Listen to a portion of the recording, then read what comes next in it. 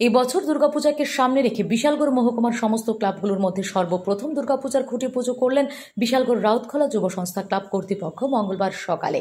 এদিন বিশালগড় রাউতখোলা যুব সংস্থা ক্লাবের এবারে দুর্গাপূজার সম্পাদক সভাপতি এবং কোষাধ্যক্ষ মৃন্ময় সাহা, অনিমেষ সাহা, দেবজিৎ সাহা এবং ক্লাব সম্পাদক সৈকত সাহা সহ ক্লাবের সমস্ত কর্মকর্তারা জানিয়েছেন, এবারে দুর্গাপূজার থিম হবে মিশরের পিরামিড।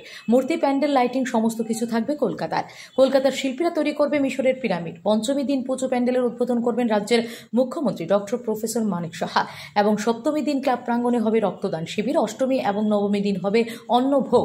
থাকবে বিভিন্ন ধরনের সাংস্কৃতিক অনুষ্ঠান। বিশালগড় মহকুমার সমস্ত নাগরিক বৃন্দ সহ আপামর রাজ্যবাসীকে পুজো প্যান্ডেলে মূর্তি, লাইটিং দেখতে এবং প্রসাদ গ্রহণ করতে ও স্বেচ্ছায় রক্তদান শিবিরে অংশগ্রহণ করার জন্য আমন্ত্রণ জানিয়েছে রাউতখোলা যুব সংস্থা ক্লাব কর্তৃপক্ষ।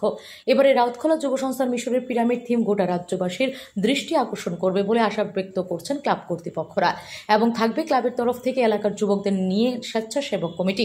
তারা পুজোতে আসা দর্শনার্থীদের মূর্তি, প্যান্ডেল দর্শন করতে সমস্ত রকমের সাহায্য এবং সহযোগিতা করবে বলেও জানিয়েছেন ক্লাব সম্পাদক সৈকত সাহা। এদিন খুঁটি পুজোকে কেন্দ্র করে লোকেদের মধ্যে ব্যাপক উৎসাহ উদ্দীপনা লক্ষ্য করা যায়। সকলের একটি প্রার্থনা, মা সকলের মঙ্গল করো, ভয়াবহ বন্যার ক্ষতিগ্রস্ত পরিবারের সামনে এগিয়ে যাওয়ার শক্তি দাও। প্রথমে নমস্কার সবাইকে। আজকে আমাদের রাউতখোলা যুব সংস্থার এই বছরের পুজো যে আয়োজন আমরা নিয়েছি, সেই উপলক্ষে আজকে আমরা আমাদের এই মণ্ডপের খুঁটি পূজা আমরা করেছি। আমাদের মাঝে আমাদের ক্লাবের সকল কর্মকর্তারা উপস্থিত ছিলেন এবং আমরা আমাদের প্যান্ডেলের যে কাজ আজকে থেকে আমরা শুরু করলাম এই খুঁটি পূজার মাধ্যমে। আপনারা হয়তো অবগত আছেন, কিছুদিন আগে আমার প্রবল বর্ষণের ফলে যে বন্যা হয়েছে, যে ক্ষতিগ্রস্ত হয়েছে আমাদের এরিয়া, আমরা হয়তো বা আপনারা এটাও জানেন, কিছুদিন আগে আমরা প্রেস কনফারেন্স করেছি এবং এবছরের পুজোর কী থিম আছে।